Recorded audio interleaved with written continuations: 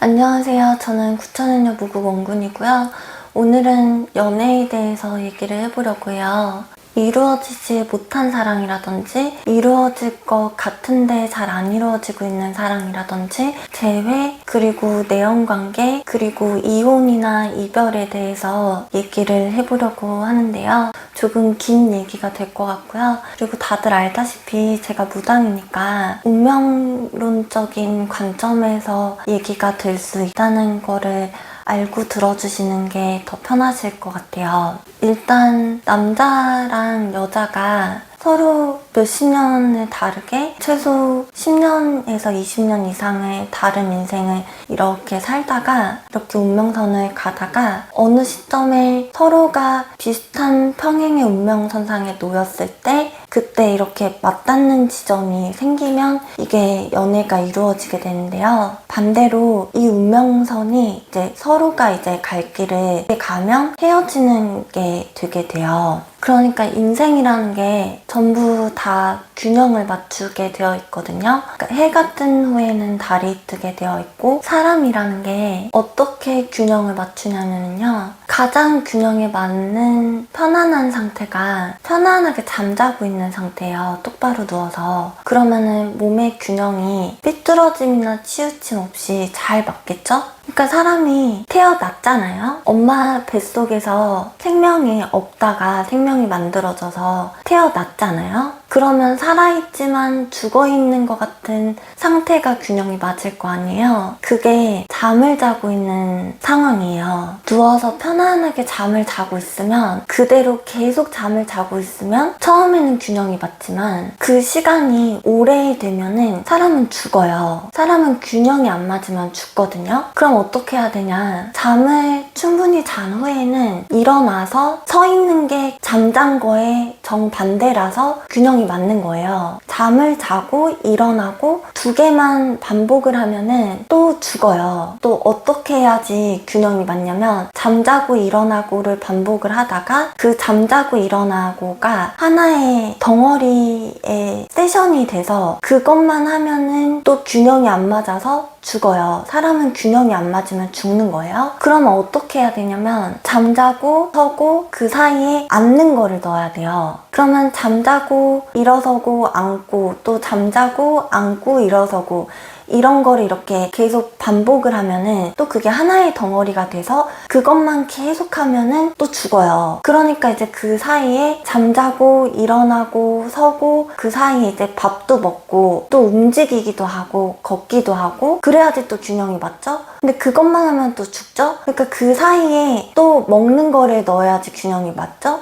근데 또 그렇게 하면 또 균형이 깨지죠? 그게 하나의 이렇게 세션이 돼서 그것만 계속 반복을 몇 날 며칠 하면 죽죠? 그럼 그랬을 때에는 배설하는 거를 또 넣어야 되죠? 또 사람이 혼자 있으면 죽어가죠? 혼자 있으면 편안하고 좋은 상태인데 죽어가고, 그래서 사람들을 만나고 사회생활을 하고, 그래서 사람들은 혼자 살 수가 없는 존재라고 하잖아요. 그러니까 혼자 있는 시간과 사람을 만나는 시간, 그리고 사회생활을 하는 시간이 적절하게 균형이 맞아야지 또 살아요. 그 모든 이제 일상생활이 그대로 이렇게 또 하나의 덩어리가 되잖아요. 그게 계속 반복이 돼서, 그 세션이 계속 반복이 돼서 덩어리가 되잖아요. 그럼 계속 그것만 하면은 차츰차츰 죽어가는 거예요. 어차피 태어난 이상 죽어가는 게 맞지만, 거기에서 이제 오래 살려면 어떻게 해야 되냐면, 그리고 오래 사는 것 뿐만이 아니라 살아있는 게 즐겨야 되고, 살아있는 느낌이 나야지 사는 거지, 살아있는 채로 죽어있으면 그것도 퇴행이란 말이에요. 그러니까 태어난 거는 죽음을 향해서 가는 게 균형이 맞는 건데, 그 죽음을 향해서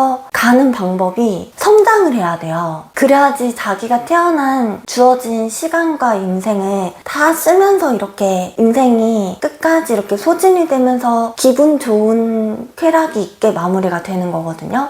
근데 살아있는 채로 죽은 것 같은 퇴행의 삶을 살면은 살아있는 거 대비 죽어있는 것 같은 삶을 사는 게 균형이 맞을 순 있으나, 또 그 균형을 더 큰 틀에서 보면은 이 우주의 이치라는 우리 무당은 천지신명을 믿잖아요. 그러니까 하늘과 땅에 그 사이에 사람이 있는 건데 그 하늘과 땅의 이치에 벗어나기 때문에 또 죽어간다는 거예요. 목숨은 연명이 되는 수가 있어도 살아있지만 시름시름 죽어가는 거예요. 그래서 이 균형에 대한 게 이해가 가시는지 모르겠어요. 균형이라는 거는 요가라는 건데요. 그 우리 흔히 하는 체조 같은 요가 있잖아요. 그 요가의 어원이 말을 마차에 묶다예요. 그러니까 말은 움직이는 거고 마차는 안 움직이는 거고, 그런데 말은 살아있는 거고 마차는 죽어있는 거잖아요. 그렇게 정반대되는 거를 결합을 할 때 그게 균형이 맞게 창조적으로 탄생을 한다는 거죠. 그러니까 말이 태어나고 마차가 태어나는 게 아니라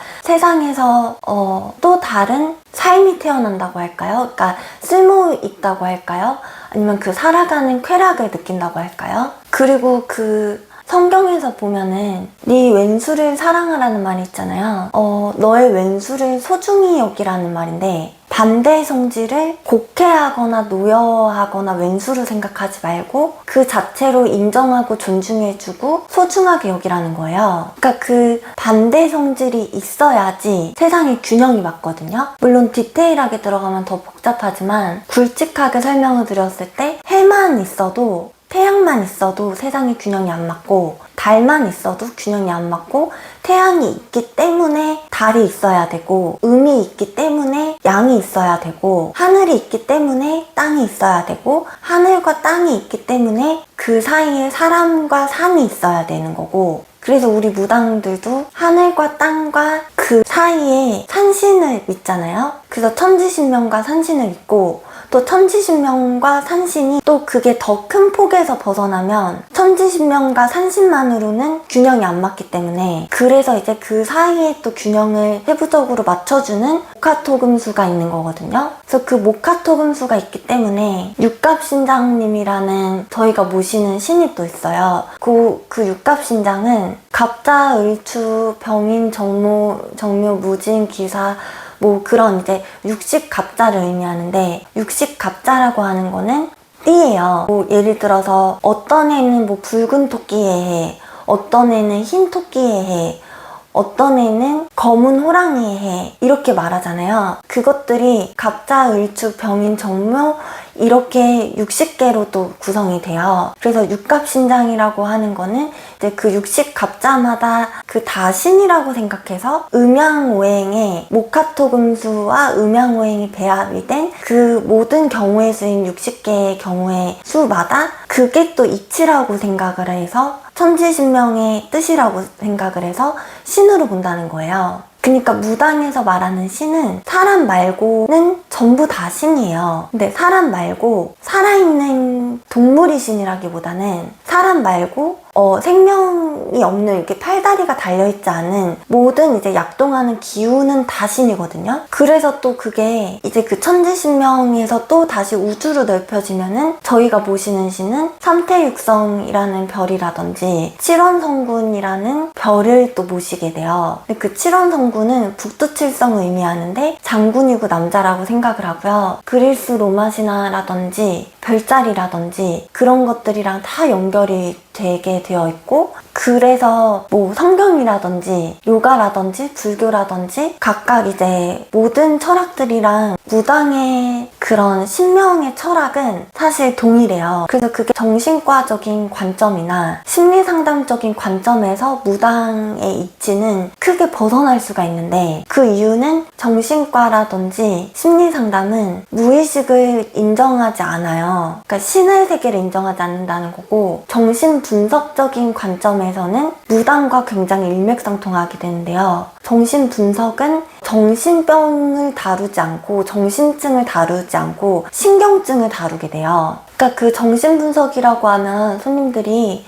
뭐 검사를 하고 정신 상태를 분석을 하고 그런 거라고 생각하시는데, 주로 꿈에 대한 얘기를 자유롭게 하고 어렸을 때 얘기랑 지금 현재 얘기랑 오고 가고 얘기를 중구난방하게 하게 되면서 무의식에 파묻혀 있던 거를 꺼내 올려서 의식화해서 정리정돈하고 조성하는 작업을 의미하거든요. 그러니까 이제 상담인데 정신분석 상담이라는 거는 굉장히 자유롭게 얘기하면서 자기의 충동과 억압과 그로 인한 현재 상황을 연결시켜서 보게 되는, 스스로가 보게 되는, 그거를 정신분석을 상담을 해주시는 박사님이 디렉션을 주신다기보다는 그 상담을 통해서 박사님이 길을 잘 안내해서 자기가 자기를 만나게 되는 여정이라고 볼 수가 있어요. 근데 손님이 저희한테 오셨을 때 흔히 제가 너를 이렇게 살아라 라고 할 거라고 생각을 하시는데, 제가 전지전능한 신이 아니라서, 그러니까 저희 몸줄 선녀님이 저한테는 그러신 분이지만 하나님도 아니고 천존도 아니고 예수님도 아니고 옥황상제도 아니에요. 제가 신의 일을 할 수 있게끔 저를 컨트롤하고 계신 분이고, 그 저희 선녀님이 손님의 인생에 대해서는 어떻게 그럴 수가 없거든요. 왜냐면 우리 선녀님이 그럼 실시간으로 손님 집에 출장을 가서 그 손님이랑 몸이 막 10개, 100개가 돼가지고 동행을 해야 되는데 그럴 수가 없잖아요. 그러니까 우리 선녀님은 신의 일을 할 수 있게 해주시는 분이고, 그래서 그 손님은 그 손님마다 조상신이라는 게 있고, 그 조상신이라는 거는 죽은 조상을 의미하는 게 아니라 그 사람이 갖고 있는 기운을 다 통틀어서 의미하는 게, 거기에 조상의 기운이 배합이 되어 있기 때문에 그렇게 봐요. 그러니까 조상이라는 게 단순히 돌아가신 할아버지, 할머니, 증조할머니, 고조할머니 그런 거를 말하는 게 아니라 죽은 조상의 10대, 100대 이렇게 계속 높이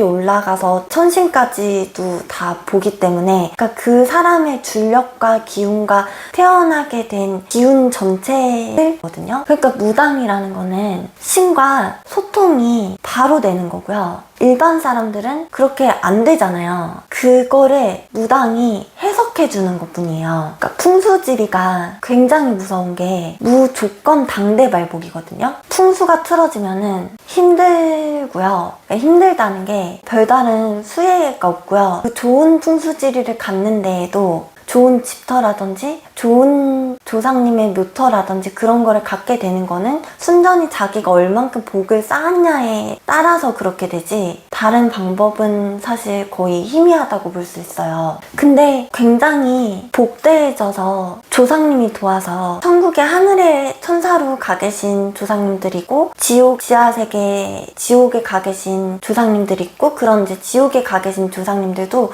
어느 정도 이제 지옥에서 받아야 될 벌전이 다 끝나면 다시 천국으로 가시지만요, 천지신명의 기운을 잘 받아서 정말 조상이 도우셔서 풍수지리적으로 명당을 갖추게 되면은 그거는 자식이 잘 되거나 다음 후손으로 넘어가는 게 아니라 무조건 당대발복이에요. 그러니까 당장 자기가 살아있는 사람이 바로 잘 되는 거예요. 그게 정말 무섭거든요. 그 풍수질이라는 거는 집이라는 것도, 자손의 집이라는 것도 조상님들이 우리 자손이 잘 있나 왕래를 하기 때문에, 좋은 터가 있으면 좋은 기운의 조상님들이 왕래를 하면서 돌봐주시게 되고, 나쁜 터가 있으면 나쁜 기운을 가진 조상님들이 왕래를 하면서 돌봐주게 되시거나, 조상님들이 제대로 왕래를 못하고 힘을 못 써서 잡귀들이, 자기랑 인연이 없는 잡귀들이 막 이렇게 감나라 배나라 하니까 자기가 태어난 사주는 금의 기운을 가졌는데 정반대인 불의 기운으로 막 흐트러뜨려 버리니까, 아니면 그 금의 기운을 물의 기운으로 빼버리게 되거나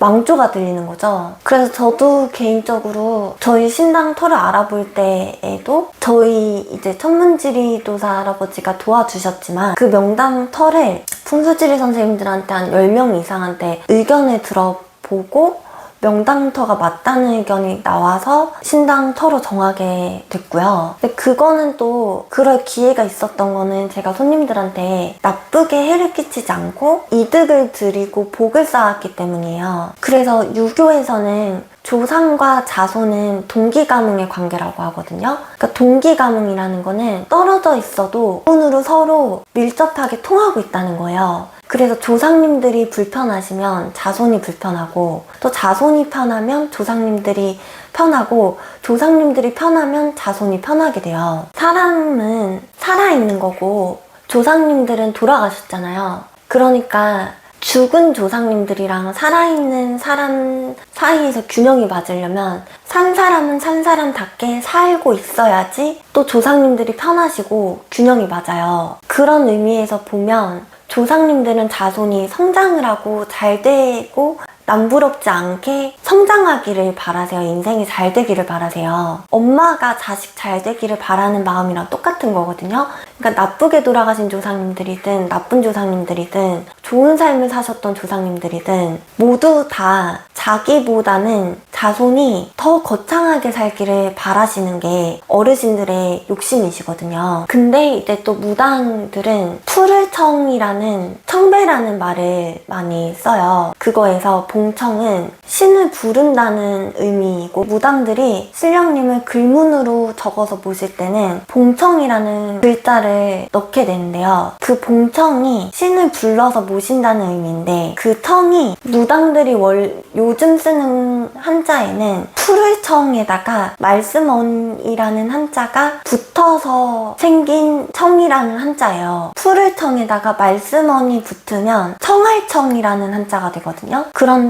신의 말씀을 듣는 것도 중요하지만 신을 말로만 부르는 게 아니라 신 자체를 모셔야 되잖아요. 그래서 우리 선녀님은 저한테 청할청을 쓰지를 말고 푸르청을 쓰래요. 일제시대가 들어오기 전에 오리지널 북에서 보면은 푸르청이 맞거든요. 그래서 그 푸르청이라는 거는 나무처럼 푸르다는 의미가 있어요. 그냥 파란색이 아니라 푸릇푸릇하게 불린다는 의미예요. 그러니까 무당들이 잘 불린다고 하고 못 불린다고 하고 그렇게 표현을 하거든요.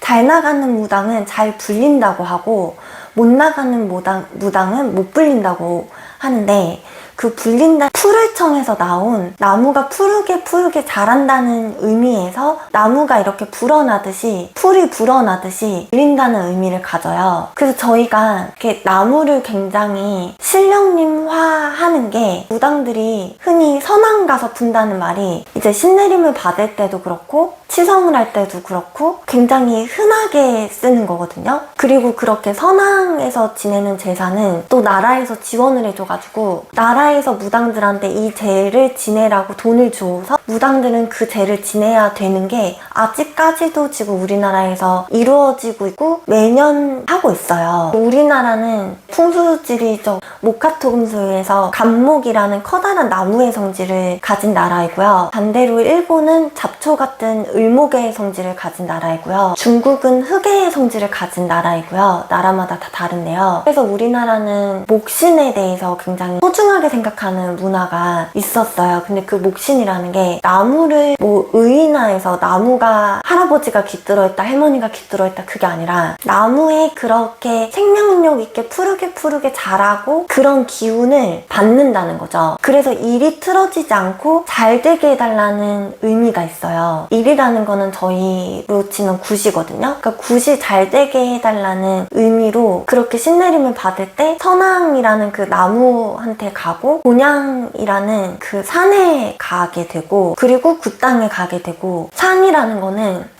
어떤 산신할아버지, 어떤 산신할머니 그게 중요한 게 아니라 무당이라는 그 무의 글자는 하늘과 땅 사이를 이어주는 사람이라는 글자로 되어 있거든요. 그래서 하늘과 땅 사이에 있는 게 산이기 때문에, 그래서 천지신명한테 인사를 드리기에 앞서 산을 가게 되는 거죠. 신내림을 받을 때가요. 그래서 식물은요, 가만히 멈춰 있어야지 살아요. 움직이면 죽거든요. 식물은 자꾸 파가지고 이사를 계속 시키면은 시름시름 앓면서 죽어요. 가만히 놔둬야지 잘 살거든요. 근데 반대로 동물은 움직일 동이잖아요. 가만히 놔두면 죽어요. 그래서 움직이면서 균형을 맞춰야 되는데, 근데 계속 그렇게 그 중에서 사람이라는 거는 동물보다는 어떻게 보면 사람이라는 건 의식이 있고 무의식이 있고, 그러니까 의식이라는 마음과 정신이 있고 무의식이라는 영혼이 있고 또 신에 가까운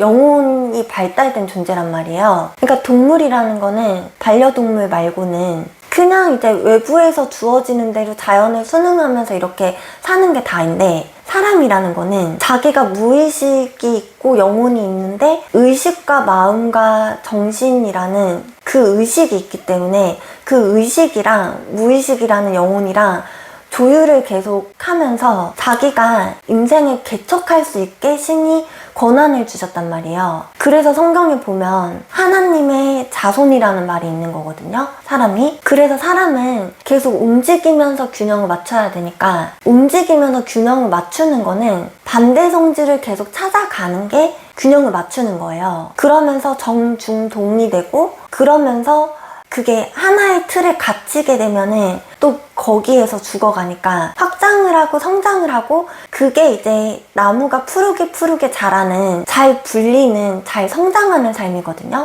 그럴 때가 그런 목신이라고 하는 선왕의 기운이 자기를 해치지 않게 되는 거예요. 그리고 자기를 잘 지켜주게 되는 거예요. 그러니까 사람이 성장을 해야지, 푸르게 자라는 나무랑 주파수가 맞잖아요. 그러니까 하나의 나무라고 하는 게 아니라 세상 전체의 그런 나무의 기운들을 말하는 거죠. 그러니까 신이 사람한테 준 사명은 영혼과 마음을 둘 다 줬다는 거는, 영혼과 마음은 어떻게 보면 반대되는 성질이기도 한데, 그거를 또 조화를 잘 맞추고 균형을 잘 맞춰서 자기의 마음과 영혼이 손을 딱 잡아서 해내라는 거는 성장하라는 거예요. 앞서 말씀드렸던 그런 무속의 원리에서 보면은요. 그런데 또 그게 요가의 원리에서도 말씀드린 것처럼 그렇고, 그래서 반대 성질을 소중히 여겨서 계속 반대편으로 전향을 해야지 사니까 반대 성질을 소중히 여기라는 거거든요. 또 양자역학적인 의미에서도 똑같아요. 그러니까 양자역학이라는 게 음이 있으니까 양이 있고, 그 음과 양은 서로 연결이 돼 있는 거거든요. 여러 분야가 있지만 양자역학에서 한 부분이요. 그러니까 양자역학적인 관점에서 보면 한나라당이 있으니까 민주당이 있는 거고, 민주당이 있으니까 한나라당이 있는 거고, 그래서 서로 이렇게 어느 당이 더 앞서갈 때가 있지만, 더 주도권을 잡을 때가 있지만, 그렇게 앞치락 뒤치락 하면서 균형을 맞추고 있는 게 세상이거든요. 한나라당이 없어져 버리면 결국 민주당도 없어져 버리게 되고, 민주당이 없어져 버리면 결국 한나라당도 없어지게 돼요. 이게 이해가 잘 안 가실 수 있겠지만, 남자가 있으니까 여자가 있는 거고, 여자가 있으니까 남자가 있는 거예요. 그리고 사람이 있으니까 동물이 있는 거고, 사람과 동물이 있으니까 식물이 있는 거고, 또 그런 생명이 있으니까 기운만 있는 땅이 있는 거고요. 그 흙에서 모든 생명이 탄생을 하잖아요. 그리고 사람은 다시 흙으로 돌아가게 되고요. 흙이라는 무생물이 있으니까 생물이 있는 거거든요. 흙이 없으면 생물도 없어요. 또 반대로 흙이 있으니까 반대되는 물이 있는 거고요. 물이 없으면 흙도 없게 되고요. 흙이 없으면 물도 없게 되고요. 그러니까 그렇게 정반대되는 게 은수나 다름없거든요. 그렇지만 그 반대되는 것들끼리 존중을 하면서 조화를 맞춰서 살라는 게 이제 우리 무속신앙에서 말하는 거예요. 그래서 점을 보러 오실 때 굉장히 힘든 게, 자기 인생이 몇 날 며칠 어떻게 되는지가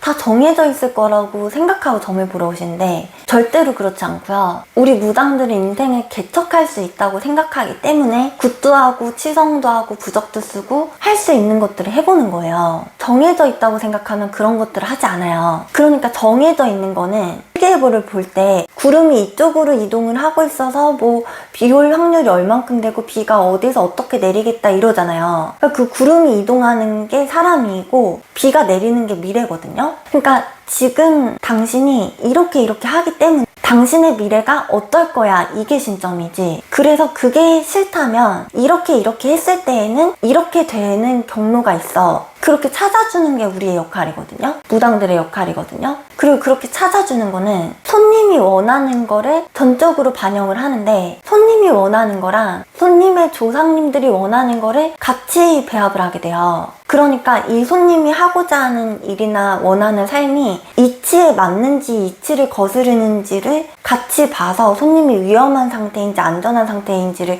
보는 거지, 제가 원하는 대로나 우리 신령님들이 원하는 대로 그게 아니거든요.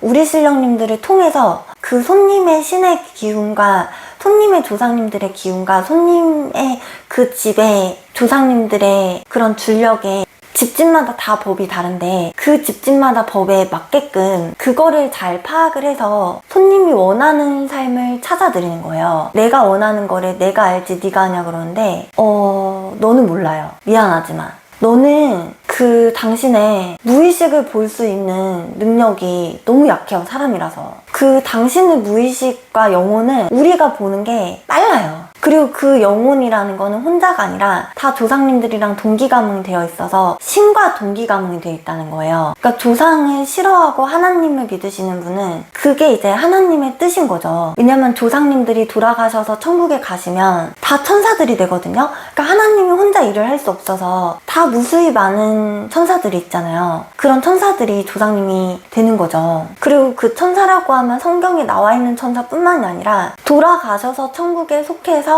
하나님의 그늘 아래, 그러니까 무속으로 치면은 천존의 그늘 아래에 안착하게 되면은 다 천사인 거예요. 그러면은 바로 지멋대로 이렇게 자손한테 왕래를 할 수 없고 다 그 하나님의 법도에 따라서 천존의 법도에 따라서 자손한테 왕래를 할 수 있게 되는 거니까요. 저승이 못 가고 돌아가셨는데 뜬기가 돼가지고 막 떠돌아다니면 그때는 이제 사태가 심각한 거죠. 그건 이제 보내드려야 되고 근데 생각보다 그런 일은 많지는 않아요. 무당들이 무당마다 천신 없는 무당이 어딨냐 그러잖아요. 그러니까 그 천신이라는 것도 조상님들이 1대, 2대, 3대 그렇게 막 못 가시고 떠돌아다니고 또 천국의 저승에 가셨더라도 덜 닦인 조상님을 모셔오는 게 아니라 하늘에 잘 가 계셔서 저승에 잘 올라가 계셔서 거기에서 다 하나님의 뜻에 따라서 그러니까 우리로 치면은 천존과 옥황상제의 뜻에 따라서 성경으로 치면 하나님과 예수님의 뜻에 따라서 천사가 되기까지 잘 수행을 하고 천사의 직책을 받고 그런 분들을 다시 그 천사의 임기가 끝났을 때 자손 걱정해서 신령님으로 내려오신 분을 우리가 모시는 거거든요. 그래서 사람이라는 거는 성장을 해야 되고 나아가야 된다는 거예요. 근데 자기가 성장을 하고 나아가는 것 같아도 그게 장기적으로 봤을 때 잘못되는 길인데도 자기는 모르거든요. 왜냐면 신의 입장에서 봤을 때 사람은 5살, 7살 유치원생이에요. 그러니까 유치원생이 단 거 막 좋다고 먹지만 엄마가 어른이 봤을 땐 이빨 썩는 거잖아요. 그래서 너가 단 거가 먹고 싶다고 하면은 이빨을 닦아라고 점사를 받아 가셔야 되는 거거든요. 안 그러면 배보다 배꼽이 더 커서 열심히 사는데 자꾸 망하는 인생이 되게 돼요. 단 거를 많이 먹어서 좋았는데 이빨 다 썩어가지고 다 뽑아버리면 단 거 먹은 이익보다 이빨 뽑는 손해의 고통이 더 커져버리잖아요. 그래서 남자랑 여자가 만난 것도 다 균형이거든요. 그러니까 운명선이 서로 맞닿는 지점이 됐기 때문에 만난 건데 그 맞닿는 지점이 생긴 거는 그게 균형이 맞다는 거예요. 그리고 그게 영원하지가 않다는 거거든요. 근데 그거를 영원하게 늘릴 수 있는 방법도 여기서 찾아야 되겠죠? 그래서 이 균형에 대한 얘기가 너무 길어져서 여기서 끊고 또 다음 동영상에서 이어서 말씀을 드릴게요.